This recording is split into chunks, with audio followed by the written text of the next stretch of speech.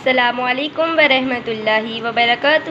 پیارے بچوں، کیا حال ہے آپ سب کا؟ امید کرتی ہوں بالکل ٹھیک ٹھاک ہوں گے۔ آج ہے ہماری کہانی، حرف کہانی ہے حاصل پور کا حلوائی۔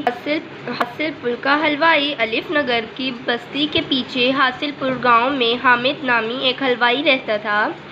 اس کے بنائے ہوئے حلوے اور مٹھائیاں اتنی مشہور تھے کہ شہر کا حاکم بھی اکثر علیہ صبح اسی سے حلوہ منگواتا اور پھر حامد کو اس دن صبح صبح ڈھیر سارا حلوہ بنانا پڑتا۔ یہی حال حاصل پور کے بچے، خاص طور پہ حاتم کا تھا، جو ہمیشہ حامد کے ہاتھ کا بنایا ہوا حلوہ کھاتا۔ حلوے کی اتنی تعریفیں سن کر حامد کو فخر تو ہوتا، لیکن وہ غرور نہیں کرتا، کیونکہ وہ بہت ہی رحم دل اور حلیم طبعی انسان تھا۔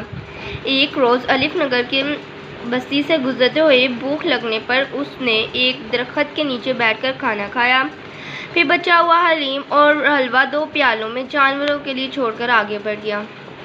طاق میں بیٹھے ہوئے خیر خرگوش نے سب سے پہلے یہ حلوہ چکھا اور بولا، ارے واہ، یہ تو بڑے مزے کا ہے، ہاں کچھ مرچوں والا ہے۔ اینک والے الو نے بھی حلیم کو حلوہ سمجھتے ہوئے چکھا اور کہا، میٹھا ہے الو بھائی۔ خیروں نے کہا، ارے نہیں، نمکین اور مرچوں والا ہے۔ اینک والے الو نے تھوڑا سا حلیم اور چکھا اور کہا، میٹھا ہے الو بھائی، شرط لگا لو۔ خیر خرگوش نے تھوڑا اور حلوہ کھایا اور اپنی بات پر اصرار کیا، نہیں نمکین ہے۔ الو نے بھی ضد پکڑ لی۔ پھر آہستہ آہستہ جنگل کے سارے جانور وہاں پر اکٹھے ہو گئے اور آپس میں بحث کرنے لگے۔ جو جانور خیر خرگوش کے پیالے سے حلوہ چکھتے رہے وہ اسے میٹھا کہہ رہے تھے، اور جو حلیم کے پیالے سے چکھ رہے تھے وہ اسے نمکین کہہ رہے تھے۔ پورا جنگل بس میٹھا اور نمکین کی آوازوں سے گونج رہا تھا۔ بحث سے تنگ آ کر للو لومڑ نے حاصل پور کے حلوائی کو وہاں آ کر حلوے کے میٹھا یا نمکین ہونے کے فیصلے کی دعوت دی۔ حاصل پور کے حلوائی نے فوراً حامی بھر لی اور وہاں پہنچ گیا۔ جب اس کے سامنے دونوں پیالے لائے گئے جس میں حلیم اور حلوہ تھا تو حلوائی قہقہے مار کر ہنسنے لگا۔ وہ سمجھ گیا کہ بحث کیسے شروع ہوئی۔ ارے احمقو، آپس میں کیوں لڑ رہے ہو؟ یہ حلوہ میں بناتا ہوں اور یہ حلیم جو میری بیوی حلیمہ پکاتی ہے۔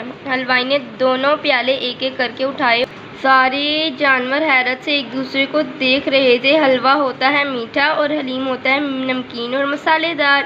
حاصل پور کے حلوائی کا یہ کہنا تھا کہ خیر خرگوش اور اینک والے الو دونوں منہ چھپا کر ہنسنے لگے اور اس کے ساتھ ہی دوسرے جانور بھی۔ اس دن نہ صرف حلوائی نے انہیں حلوہ کھلایا بلکہ سمر کی گڑیا ثانی کو بھی حلوہ پکانا سکھا دیا۔ الف نگر کے جانور اب بے مقصد کسی بات پر بحث نہیں کرتے بلکہ پوری تحقیق کے بعد ہی کوئی بات کرتے۔ اس طرح نہ صرف ان کا وقت ضائع ہوتا بلکہ آپس میں لڑائی جھگڑا بھی نہیں ہوتا۔